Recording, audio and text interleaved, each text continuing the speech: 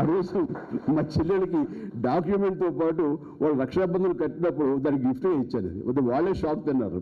So అలాగా ఒక ఇంటి ఆడపడుచు, ఒక ఇంటి బిడ్డ మొత్తం కుటుంబం సక్సెస్ఫుల్గా ఉండాలంటే తన ప్రధానమైన బాధ్యత వహిస్తుంది. అందుకని మహిళలు వాళ్ళ పాత్రలు కానీ వాళ్ళ బాధ్యతలు కానీ కుటుంబం పట్ల వాళ్ళ ఇది కానీ అత్తగారి కుటుంబం కానివ్వండి, నా అమ్మగారి కుటుంబం కానివ్వండి, ఏదైనా సరే ఆ రకంగా పూర్తి బాధ్యతలు తీసుకుని మీరు ఇంత కష్టపడుతుంటే కనుక నిజంగా చెప్తున్నాను, మీ అందరికీ చేతులెత్తి మరొకసారి నమస్కరిస్తున్నాను.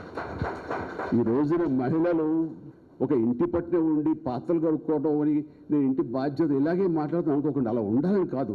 వాళ్ళు దీన్ని మించి ఎంతో స్థాయికి ఎదుగుతున్నారు, గగనానికి ఎదుగుతున్నారు. చెప్పాలంటే ర్యాకెట్లు ఎక్కడెక్కడికో చంద్రమండలాలకు ఎదుగుతున్నారు. అండ్ స్పోర్ట్స్లో మనకు ఒలింపిక్ మెడల్స్ కూడా తీసుకొచ్చే స్థాయికి ఎదుగుతున్నారు.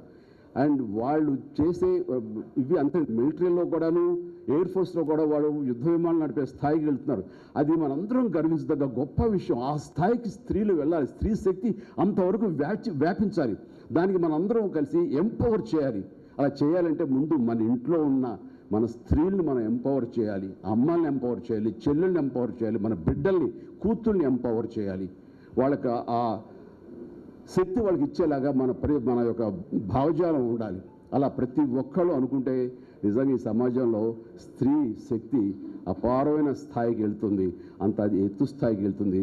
అది ప్రపంచం అంతా గర్వించే స్థాయిలో స్త్రీ శక్తి ఉండాలి. కాబట్టి ఈ సందర్భంగా మరొక్కసారి నా ఈ ఫ్యామిలీ, నా ఈ కుటుంబ సభ్యులు, ఒక కళామతల్లి బిడ్డగా నా ఈ తల్లులందరూ కూడా నేను మనస్ఫూర్తిగా అభినందనలు తెలియజేస్తున్నాను. ఇతోధికంగా మీకు చిన్న ఏదో గెస్టులు ఇచ్చామమ్మా.